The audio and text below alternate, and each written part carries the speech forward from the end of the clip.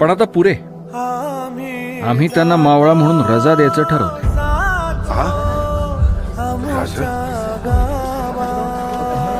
आमचं काही चुकलं का राज?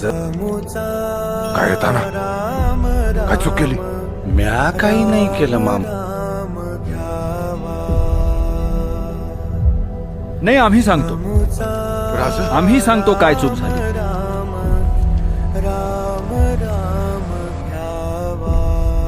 राज गुणाजी,